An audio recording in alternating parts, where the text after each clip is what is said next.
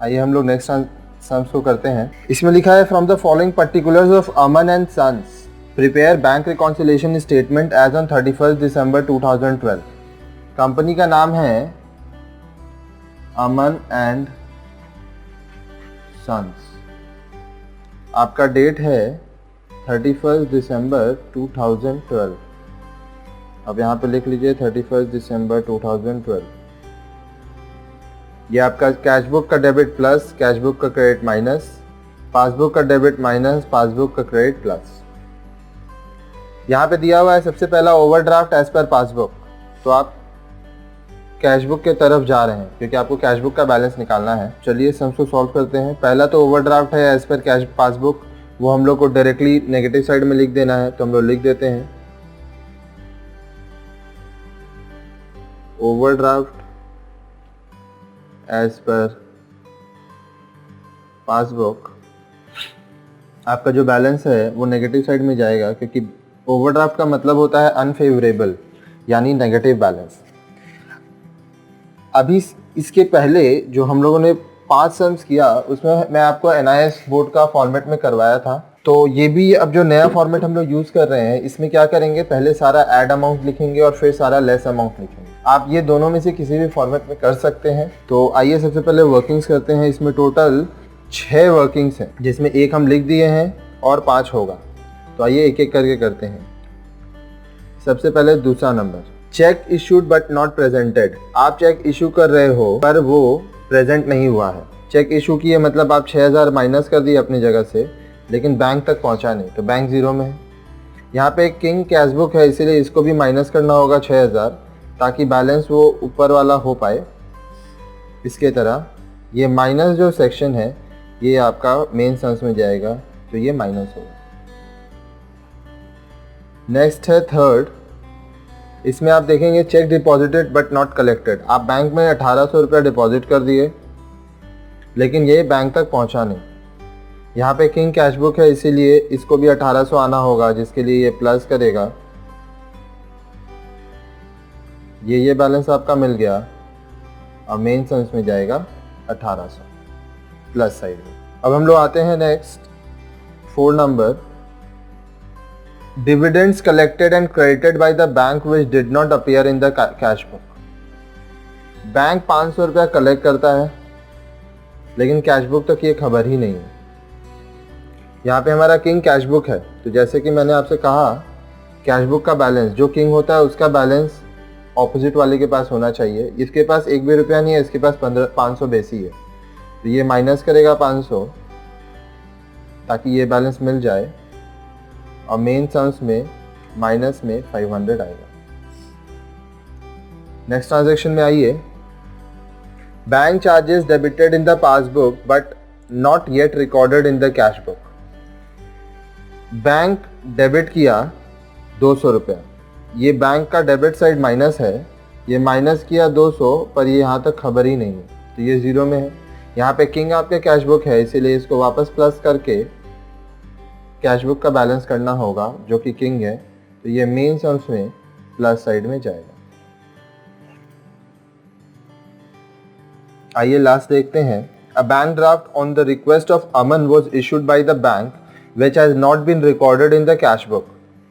आप किसी को बैंक ड्राफ्ट देने का ऑर्डर दिए थे, तो बैंक क्या किया, 1000 रुपया का उसको बैंक ड्राफ्ट दे दिया, तो आपके अकाउंट से 1000 रुपया कट गया, लेकिन आपको ये बात खबर ही नहीं है क्योंकि आपने अपने कैश बुक में नहीं लिखा है। तो आपको ये ज़ीरो लाने के लिए इसमें प्लस करना पड़ेगा 1000 ताकि ये भी ज़ीरो हो जाए और ये प्लस वाला जो सेक्शन है वो आपका सम्स में चला जाएगा। तो यहाँ पे आप देख पा रहे हैं कि आपका 1 और 2 ये 2 माइनस साइड में जाएगा, 1 2 3 प्लस साइड में जाएगा। तो आइए हम लोग इसको करते हैं। तो सबसे पहले हम लिखेंगे ऐड, ठीक है। ऐड में हमारा सबसे पहले थर्ड नंबर ट्रांजैक्शन जा रहा है 1800 वाला, तो हम लोग उसको लिखेंगे। ऐड 3 आइटम हो रहा है। सबसे पहले क्या हो रहा है, थर्ड नंबर जो कि है check deposited but not collected. Checks deposited but not collected. Amount आपका प्लस साइड में आएगा 1800 रुपये। नेक्स्ट प्लस है आपका 5वां नंबर जो कि 200 रुपया का है, और उसके बाद 6ठा नंबर, तो हम लोग यहाँ पे सेकंड लिखेंगे।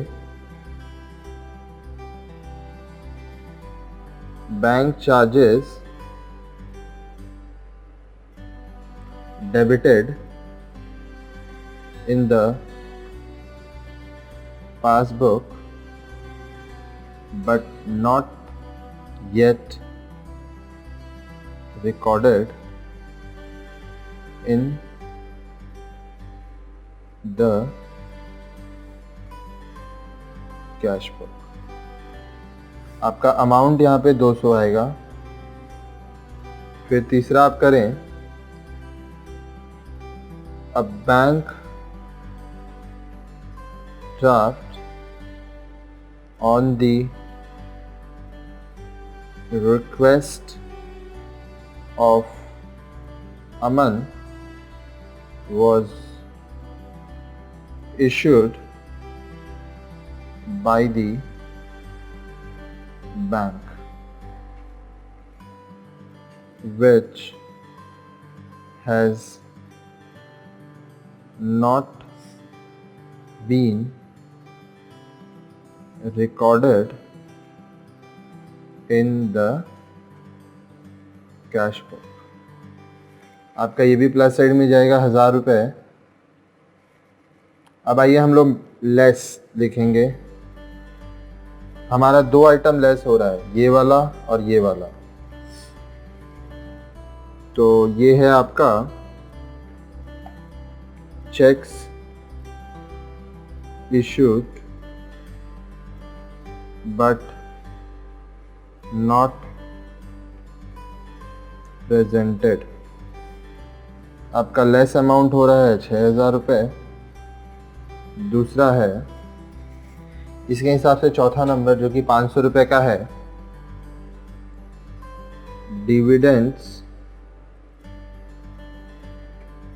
collected and credited by the bank, which did not appear in the cash book। ये आपका आया 500 रुपये। कॉन्सेप्ट वही है, प्लस माइनस आप सारा बैठा दिए।